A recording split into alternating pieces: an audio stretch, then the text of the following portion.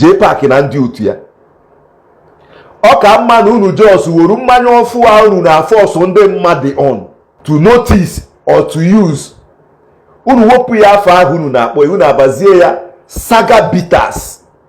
Ka ama na saga ka ọ na-represent, because as far as I'm concerned, ihe niile assigning under that bitter or saga ka ha ji eme promotion, saga ka ha ji eme their own business strategy. You see, sometimes ọ na-adị eme mpụta on Facebook na-afụ ihe ụfọdụ ndị be anyị na-ezuzu ka ndị na-agụ ha akwụkwọ n'eche kee ka ha na-adị na-esi na-reason sometimes, especially when it has to do with business. So this man here, ka nwunye ya kwere akụza ya n'ụgwọ ka o deliver ya Zollo bitters as distributor. But before nga n'iru kwuo ihe gbasara this man na nwunye ya na akụza ya na Zollo bitter, this new bitters jee paaki na ndị otu ya na force ndị mmadụ since how many weeks now? By all means, na ka esi eme ya nwawo advertisement ya bi promotion, because amam nke mma akpọ ya akpọ. This new bitter so sign go almost all the okay na ngwere niile nọ na South East on social media. Bo saga ka ha ji promote ya. Ana m ajụ na ka others si eme their own business strategy, like na ka esi promote product ahịa ịchọ ka public na patronize na use na consume.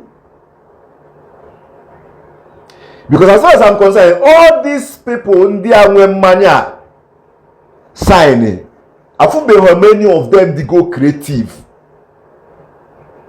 Afụbeghị many of them create goal a good video to promote that particular bitters. Also saga.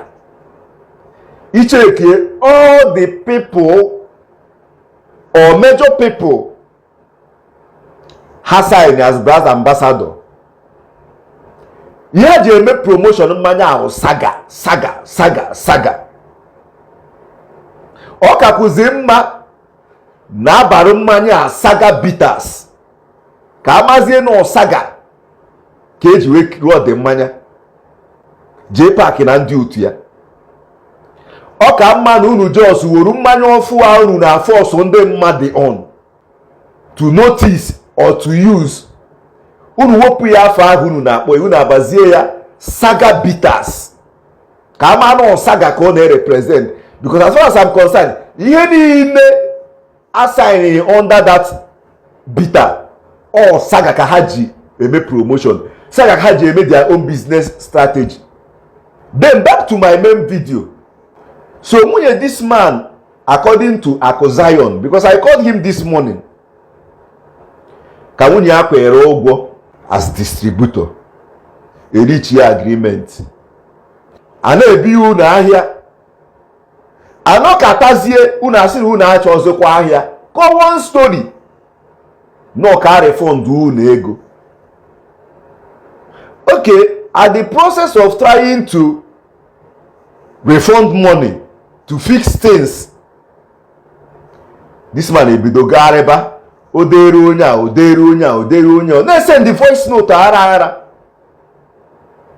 Before you know it, he will picture a particular person ịmana ya na onye a gịnị ya mee business adịghị na mma or fall out of favor, ji wee threaten ya na ị ga-enye onye a the whole information about him and whatever business unu mee, ka onye a post onye on Facebook n'ihi ya bring riri ya down.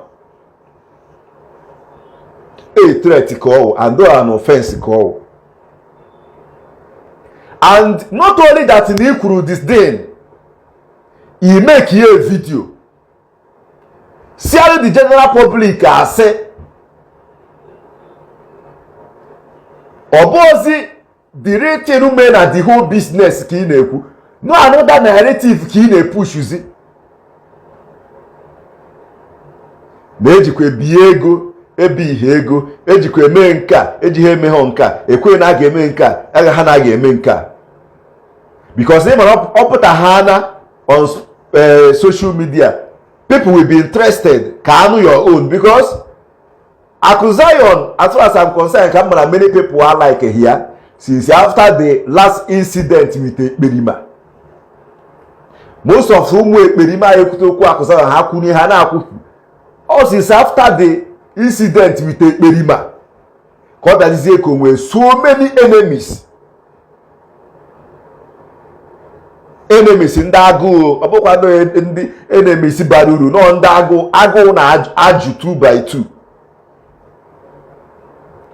Now, he end the whole day. He put on social media, make a video, nye ndị ahema na ha no in a good term. That means no way reason behind he say ni need yours.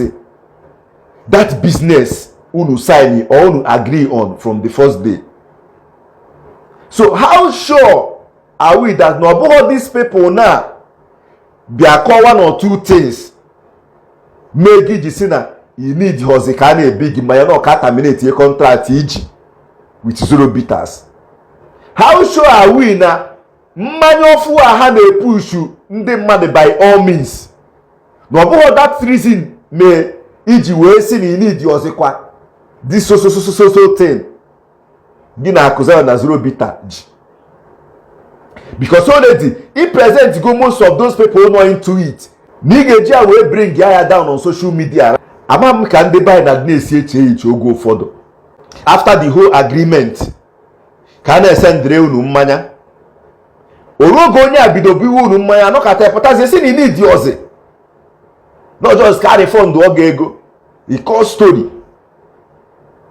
Oke ọ bụrụ ihe ụnọ na China ka ị tụrụ ahịa dị ahịa na-abata ị ga-akpọ ha na fosi ha na need yozi ha buachi dị ahịa azụ refund oge ego. Like seriously. Anaspan gị chere ka fix etin. Ekwopụ gbakwuru ndị feed no ha kwukwu on Facebook ege ha ntị. Ọwụ na ọmụa ihe ahụ ị chọrọ ime ị ga-eme ya meruo n'isi. Shishi 1 naira you no go see. If for that product I get delivered you and you guys must make use of it. Like shishi kobo onwe ihe ga-afụ.